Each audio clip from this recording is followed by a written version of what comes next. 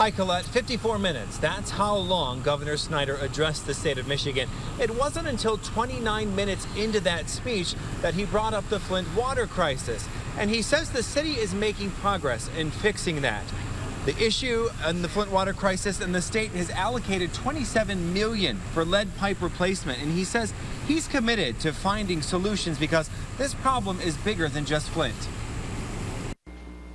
We know this is a huge challenge, not just in Flint, but we saw what happened in Fraser with the sinkhole. We're at risk in every corner of Michigan for aging infrastructure, and we cannot take this for granted. Governor Snyder said Michigan now has stricter water standards than the federal government. He also took the opportunity to talk about successes in our state, saying we rank number 6 in the nation in job growth, have the lowest unemployment rate in 15 years. Housing values are up 44%. Michigan had $3 billion in agricultural exports, and he said we are retaining young people by leading the way in science and becoming the leader for autonomous vehicles. He says this is a far cry from what Michigan once was for young people. Actually, raise your hand if you know of someone that had to leave Michigan because there wasn't a job opportunity in the last decade or so. Those days have changed, folks. They no longer have to leave Michigan. We're creating opportunities. And to give you a fact you might be amazed by, but we should be really proud. Governor Snyder ended tonight by emphasizing the importance of growing Michigan with job training and job creation. He set a goal for the year 2020. He'd like to see 10 million people in the state of Michigan, and we're not too far off from that. He said we need about 71,000 more people to move to our state. Also tonight in the room, my colleague Andrew Keller.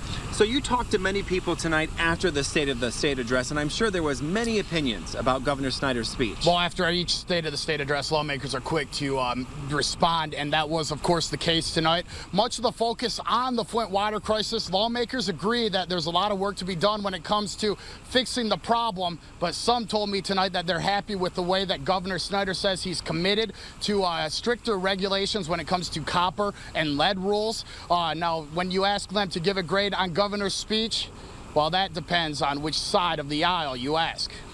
Better, stronger regulations on copper and lead, I think, are good for Michigan. I think it's a lesson that we learned from Flint. It's a horrible lesson. I last year, the governor was near tears over what was happening in Flint. I know he took that really personally in his heart.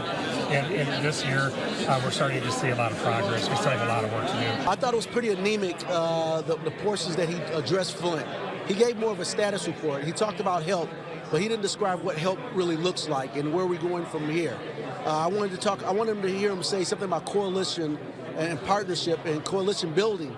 I heard none of that tonight.